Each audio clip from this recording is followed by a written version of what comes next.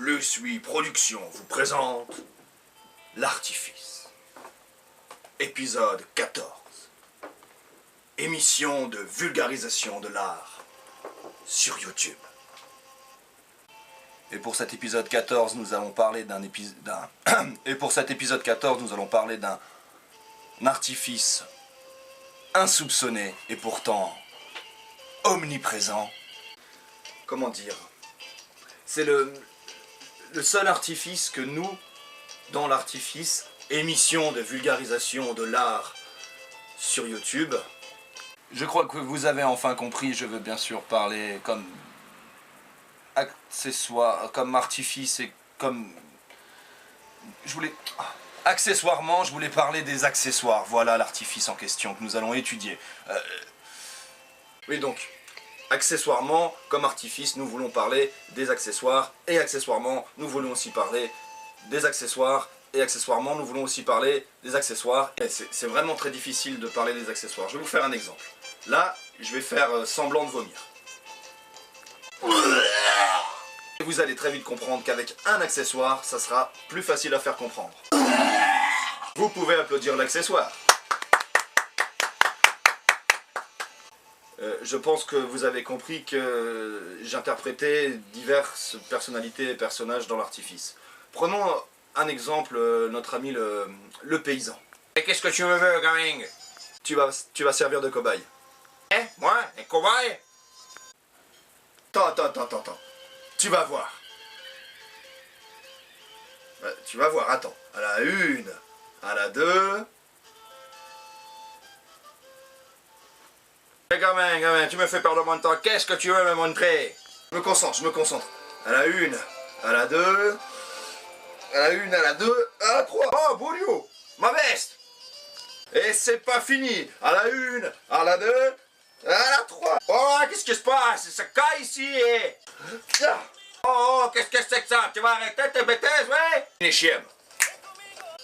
Et tu trouves ça amusant? Vous avez donc compris toute l'importance des accessoires dans ce genre d'exercice. Accessoires, exercice. On va maintenant parler des costumes. Ouais, pourquoi moi? Quand tu me fais venir moi quand tu parles des costumes? Bah, tu portes un costume, non? Ah ouais, moi je porte des costumes. Ça c'est un costume. Ça c'est pas un costume. Ah ouais, si c'est pas ton costume, c'est ton pyjama. Un pyjama. Ça c'est un pyjama. Le truc old school des années 80, pour toi c'est un pyjama. C'est quoi? Lis entre les lignes. Accessoirement, moi je vais faire une sieste. Ciao. Mais quel soupe au lait celui-là, hein. Bon, vous avez compris, les costumes, les accessoires, ça existe et on est quasiment obligé de faire avec. Le monde fantasmagorique et fabuleux des accessoires. Ah! Un petit coup de trompette? Attends.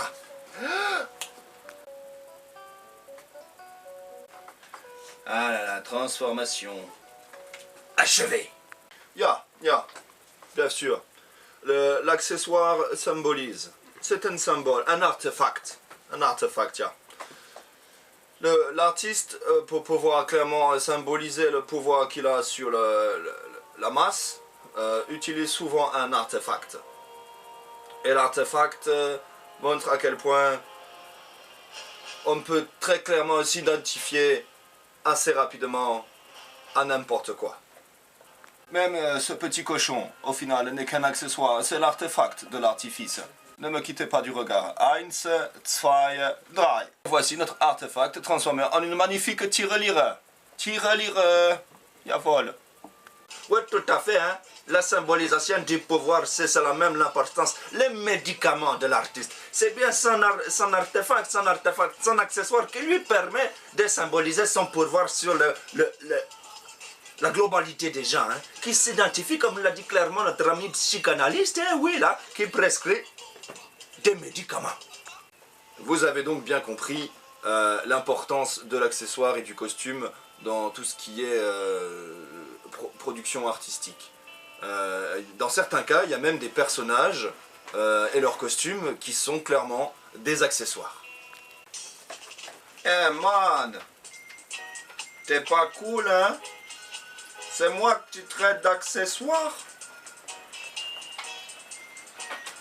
Et accessoirement, en particulier sur le podcast, en particulier dans les émissions de vulgarisation de l'art sur YouTube, on peut faire renaître et faire revivre un personnage. Oui, salut. Ah oui, bah moi j'ai disparu depuis l'épisode 3, hein. Ça fait un moment que j'étais pas revenu, hein. Alors, pour vous faire un petit topo sur la question, de sources sûres et scientifiques, l'accessoire a été inventé au 6e siècle avant Jésus-Christ dans la Grèce antique.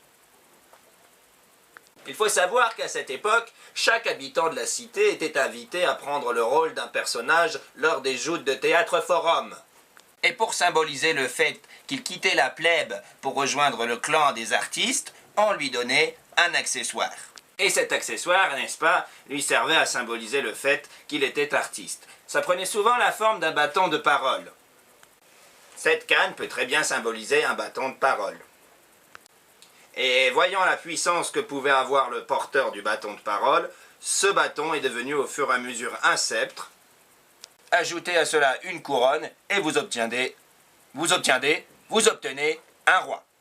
Il a donc été prouvé scientifiquement que c'est la couronne qui fait le roi et non le roi qui fait la couronne. La science toujours pour vous servir. Au revoir. Je voulais juste dire au passage que si tu avais eu un peu plus de moyens, tu aurais pu avoir des accessoires un tout petit peu plus classe que ça.